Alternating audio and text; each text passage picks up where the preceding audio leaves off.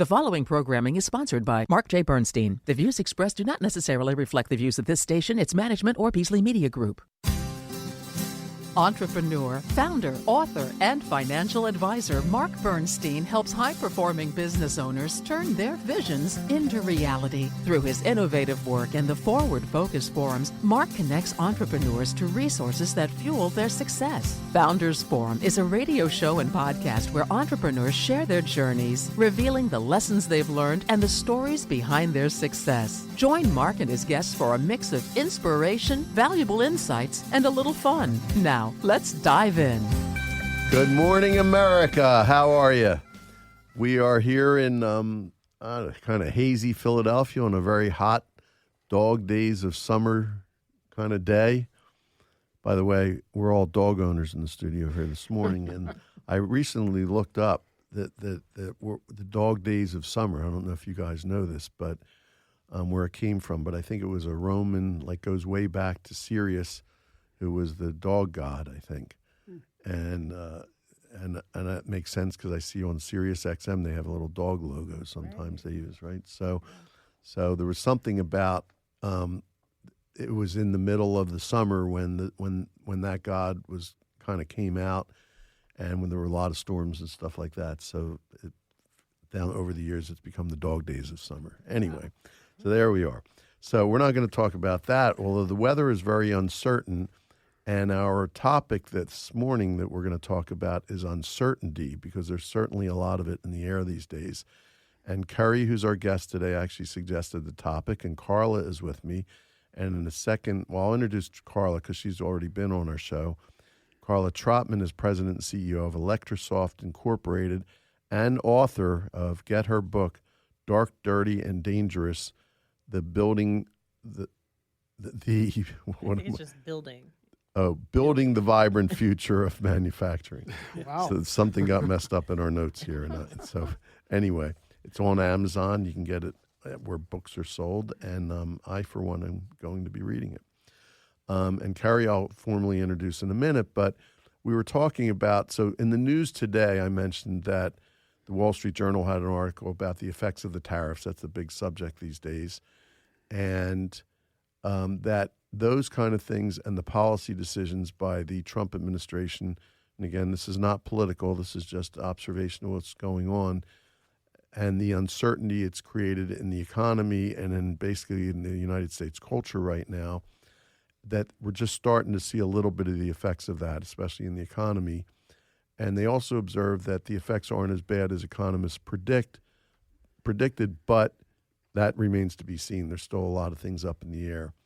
So it seems it's beyond that. It seems like we have a culture of uncertainty worldwide at this point. Kerry, you brought up the topic. Give us your thoughts on that. Yeah, as I said earlier, and by the way, thank you, Marc, for inviting me My pleasure. To the show. I'm yeah, really good excited. to have you here. And so this is really a good time for me.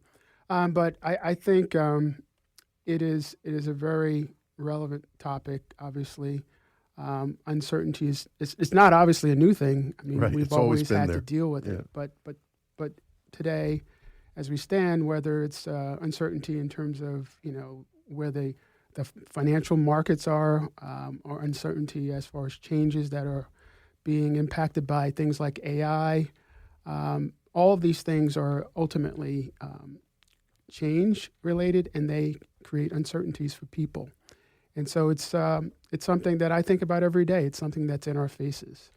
The good news is that we're evolving, and there are some positive things to look at in terms of the uncertainty and change. In the end, it may seem scary in the beginning, but then over time, things tend to work out. So this is not a new topic, right?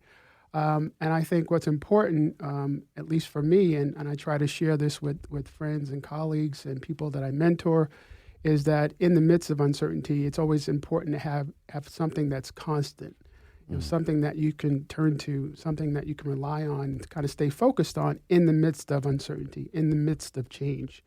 And for different people, it means different things. For me, it's having a plan. It's thinking about, the road and journey that I'm on an ongoing basis, and making sure that, I make adjustments to some extent, but at the end of the day, I'm still focused on that goal, that journey. Remain focused on your journey. Yes. You got it. Karla, your thoughts? Yeah, I just had a question for you, Kerry. Do you think that it's a little different this time, whereas in the past, it may be a recession or something happening geopolitically that doesn't really impact us, but this time it's more of a restriction?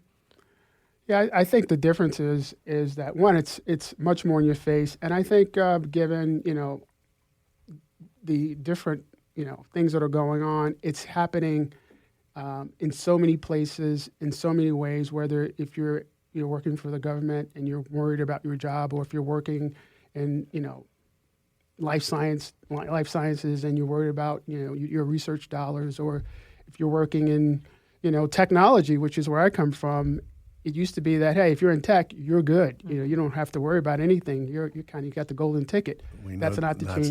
That's not the case anymore. Yeah. So it is different in that sense. It's happening. It's so pervasive. In other words, it's happening everywhere, and not only in the U.S. but around the world. When you think about it, right? Other countries are now having to deal with uncertainty around terrorists. Like, okay, what's going to happen today, tomorrow? Is it going to stick? Is it not? What does it mean for me? So I think it is very different in that sense. Yeah. Do you think I see a big connection between uncertainty right now and disruption, because it's a big time for disruption. I mean, our country's being led by a chief disruptor, and I'm not, again, no judgment in what I'm saying right now, but there's no question that he is out to change as much as he can in the world. And he was not the only one. He's modeled himself after some other leaders around the world that are trying to do the same thing. So therefore, I think to your point, Karla, I think the uncertainty is much more pronounced than what we've seen in the past. Yeah. So anyway, let me introduce Kerry Benson now. Kerry is president and CEO of Big Edge Advisors. I love that name. Kerry's a seasoned technology executive, business advisor, private investor, board member, and mentor who has built a 35-plus year career driving digital transformation and enterprise value.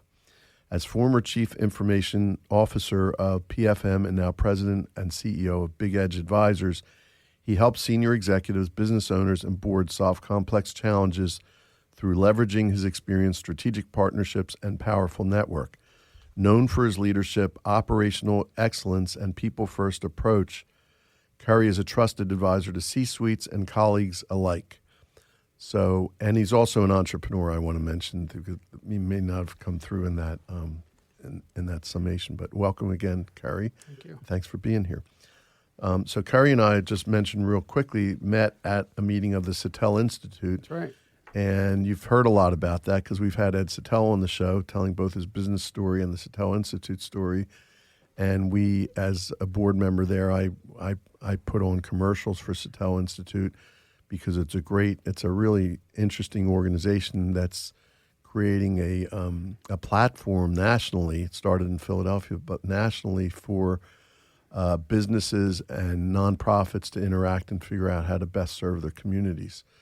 And I know, are you new to Sattel? Or No, I've been attending that. I've attended several meetings. A good friend of mine, Alan Cohn, over at Sage Financial. Oh, yeah. He and I work together on the board of a nonprofit, and so I go as a guest of his. Nice. And also Tony Conti, who's I think Tony was the vice chair there. He's my mentor, actually, one of my mentors. Oh, really? Yeah. Interesting. Great friend for many years. I didn't know that. So very interesting. So let's talk about how you got started in your career.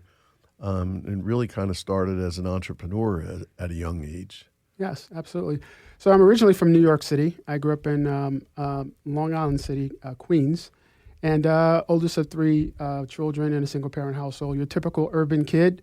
I was the oldest, and I kind of always prided myself in trying to be a good role model for my younger siblings. And I grew up, in the 80s.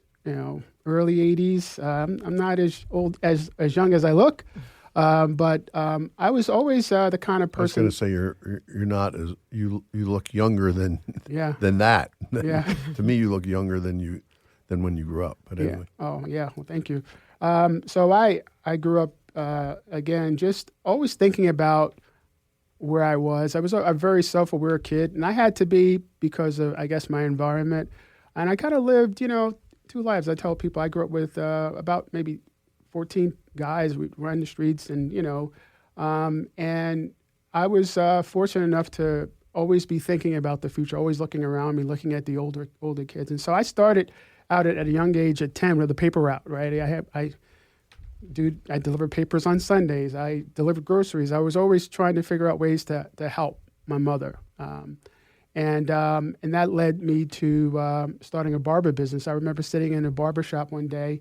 Again, didn't have a dad, so I'd take myself to the barber, and I would sit there, and I'd been waiting a while, and I got tired of waiting. I'm looking at the barber cutting the person's hair, and I'm like, I can do that. Yeah. And so I leave, and I got impatient, and I ended up going out and buying myself a pair of clippers, and I ended up cutting my own hair, and then next thing you know, I'm cutting my friend's hair, and from there, it just started growing into a business at 13, and Cool. And it got to a point where it just kind of got a little out of control.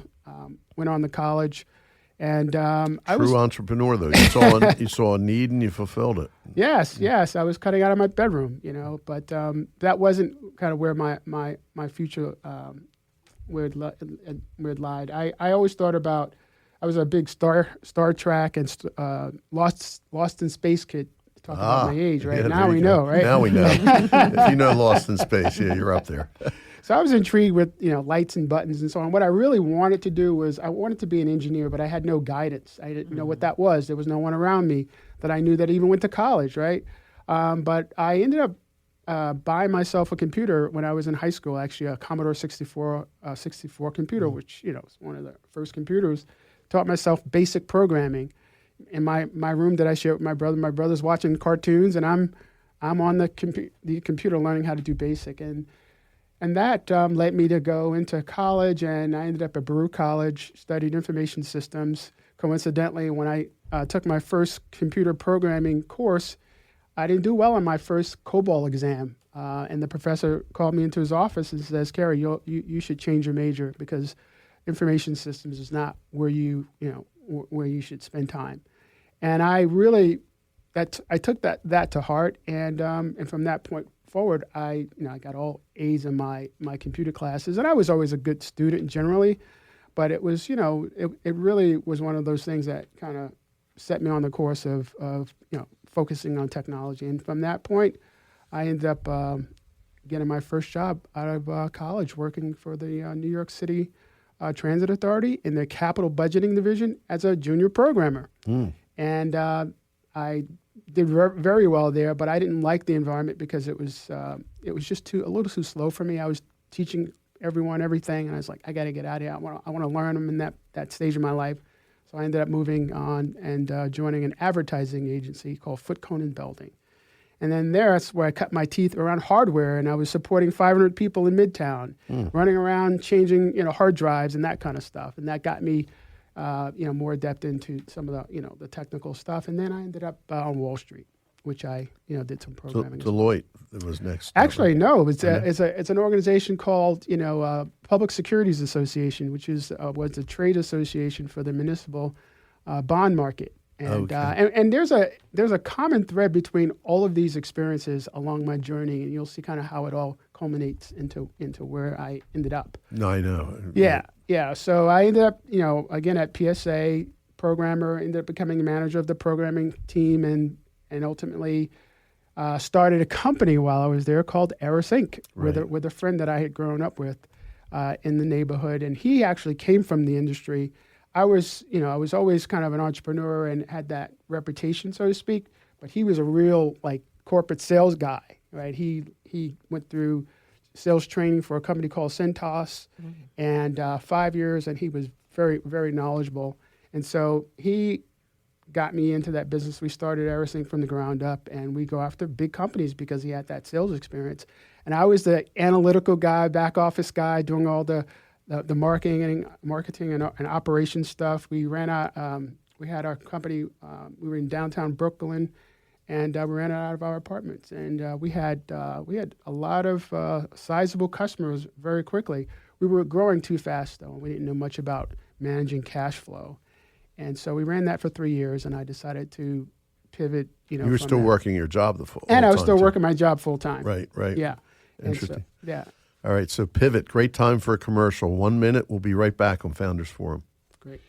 The Great Lakes Adaptive Sports Association, GLASA, serves athletes of all ages with a primary physical or visual disability through adaptive sports programming.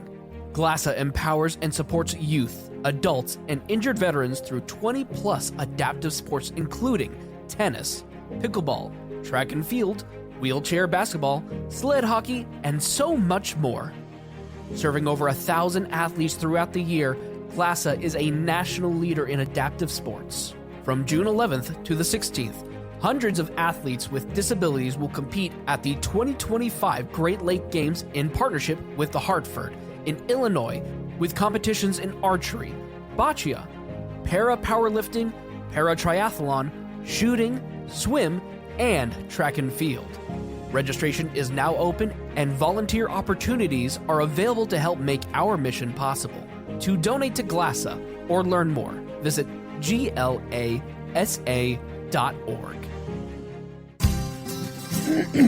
We're back on Founders Forum with our guest Kerry Benson, and we have Karla Trotman in the studio with us. And we were just talking about pivoting from the AeroSync business, and you still had your job. And at some point, I know you got your master's in finance at NYU. Mm-hmm. That's where I finished law school, so we share that in common. I spent a little time at NYU. And then you were working on all kinds of cool stuff in the financial services business. Yes. So after AeroSync, I decided I wanted to do something else. And literally the last minute, last day, last hour, I took my application in to NYU and said, hey, I want to get into the school. And I remember on my the essay I wrote, I said, I'm going to be successful. And if you want to get credit for my success, you're going to let me in, right?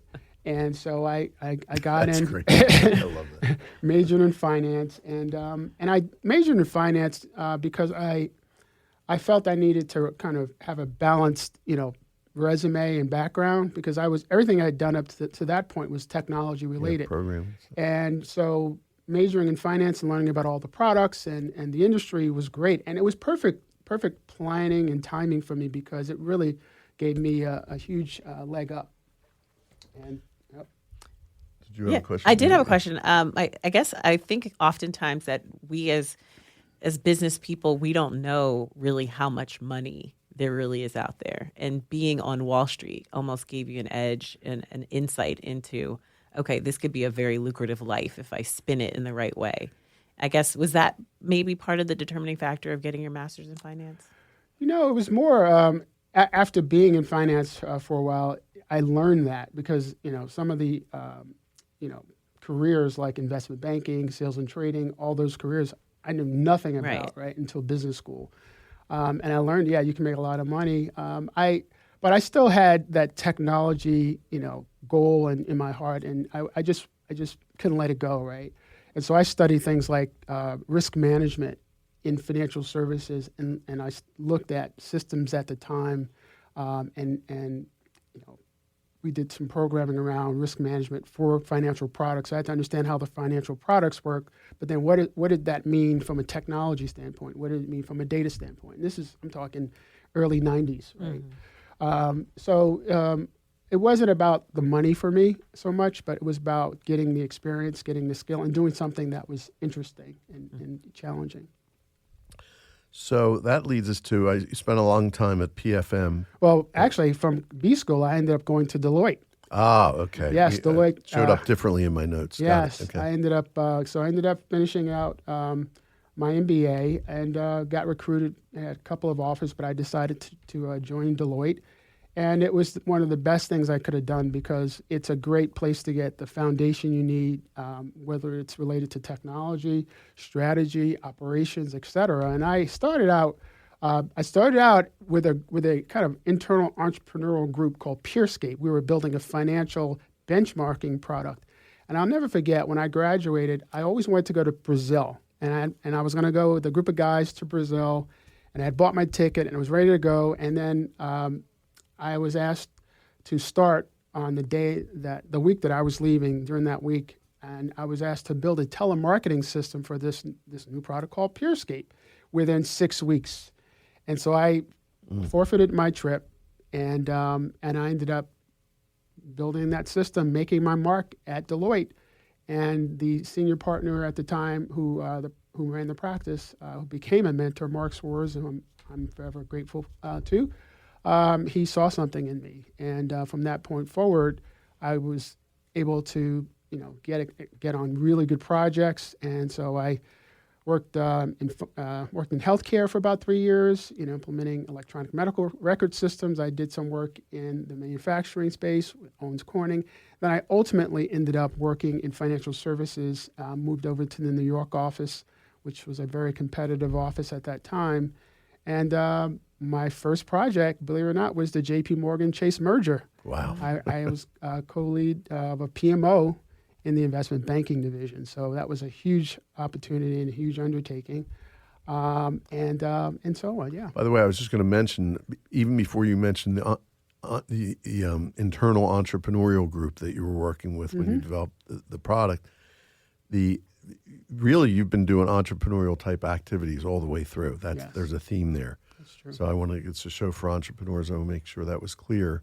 So you can be an entrepreneur within a company and be very successful, which you were. So from Deloitte, what happened? Yeah, so I worked at J.P. Morgan on that project. I also worked for a company, a big bank called State Street Bank, where I actually did the due diligence for an acquisition. They're Boston-based, right? Yeah, they're Boston-based, and I ended up doing due diligence, the applications due diligence for their acquisition of the back office for Merrill Lynch Investment Management, and so ended up doing a pretty good job there. Got a job offer. I turned it down at first, but then I ultimately took it, and I started at State Street. They're running the technology team supporting Merrill Lynch Investment Management. At the time, they were managing about $190 billion in assets for fund accounting. So it was a big operation, and did a really good job there. Got called up to Boston by my boss and her boss, and they said, "Hey, Kerry, you did a bang-up job with this governance thing I had done. Hey, what does your future look like?" And me being the type of person that I am, I put together a PowerPoint that says, "Here's my journey. Here's where I am. Here's where I've been. Here's where I am. Here's where I'm going." And I was a vice president at the time, and I said, in the next 2 years or so, I'd like to be a senior vice president at the bank, and then post that, I'd like to be a CIO. And they were kind of like a little shocked. They looked at me and it's like, okay, sounds good, but State Street's a big bank. So I left, and 30 days later, I get a call from a search firm looking for a CIO. They were doing a national search for this small company called PFM out of Philadelphia.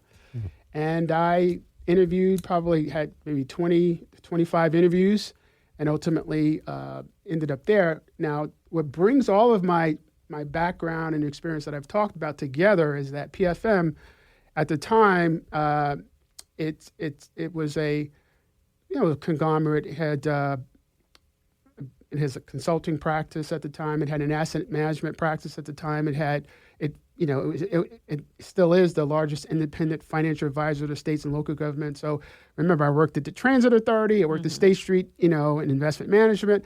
And I also worked at Deloitte in consulting. So all three of those, kind of came together. And then also, sort of entrepreneurial, right? Yeah. And that was a common thread as well. So Gotcha. I just want to point out, time flies on the shows, and we've got a lot to cover. Sure we only does. have about 5 minutes. Oh, God. So I want to talk quickly about, what happened, PFM. In fact, I'll just read from my notes real quick. That while you were there, as the CIO, you contributed to the company's growth. We talked a lot about this, scaling from 220 employees and $35 billion in assets to 700 employees and $170 billion in assets. And then PFM got sold to U.S. Bank. The asset management part of the business. Correct. And you stayed on with them to help with the transition for 12 months. Right. And what was that experience like? And I want to make sure we get to talk about your nonprofit work too before we're done. So, sure. Yeah, that was a great experience. Very dynamic. Obviously very intense. We pulled off that transaction in less than 9 months, around 6 or 7 months or so. It was pretty intense. So great experience, and one I'll never forget. And it was a little difficult leaving a great firm like PFM, but You're definitely in good hands. And as a result, you are now a consultant and with your own firm, Big Edge Advisors, and consulting on a lot of the things, I know, advisory work and private investing and board work. Anything you want to add about that? And then we want to make sure we talk about seeds and seasons. Sure.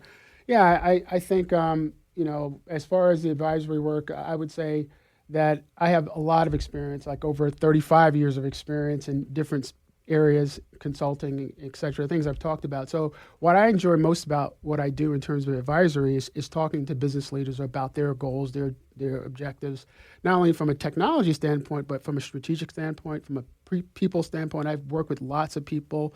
I have a good instinct for strong leaders, et cetera. So I play a very important role there in private companies, public companies, as well as nonprofit companies. And just kind of dovetailing to my nonprofit experience, I've been working in nonprofit as a board member for more than 10 years, and in Philadelphia. And so I'm really happy with that part of my life as well.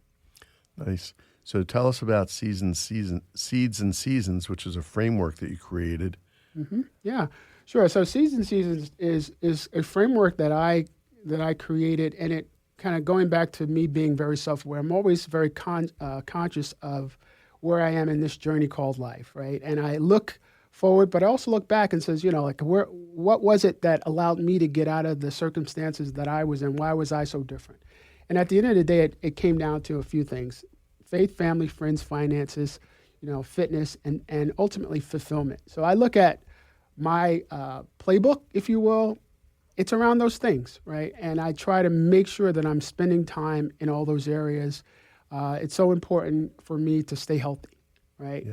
Because if you don't have your health, you don't have anything. I spend lots of time with my friends. I have lots of friends and associates, and I leverage that very well.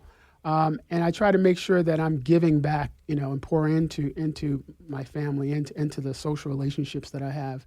And then finances, I'm big into finance, right? I mean, I have to have the financial wherewithal to do the things I do and have the freedoms that I have today. So I'm always spending time in those areas. So when I think about Seeds and Seasons, it's really around planting seeds in all those areas, but also thinking about it across the seasons of your life, right? Throughout time. By the way, freedom's another F. You could add to that too. I like that. Thank you. I like that because that's what it's all about for me. Yeah. Right. Hey, we have like a minute. Just real quick, your thoughts on, because you've done a lot. I know you have 2 adult children that are, one's a teacher and one is in medical school, and a long, happy marriage. Talk about your legacy for a minute that you'd like to leave, and then we're just about out of time. Yeah, the legacy I like to leave, it centers around people, and I firmly believe that everybody has something to bring to the table. I think it's really the culmination and kind of collaboration of all the gifts and talents that we have as human beings, being able to identify those, help people see what I can see that maybe they can't see, and then having them, be able to leverage that. I think that that's so important. So really helping people to get the most out of what they're here to do. Well, we squeezed a lot into a short amount of time, and fast. I really appreciate you being here, Kerry. Love to hear your story, and maybe we can get you back on. You'd be a great co-host. Thanks again to Karla for being here. Thanks. And thanks to all of you for listening, and we'll see you next week on Founders Forum.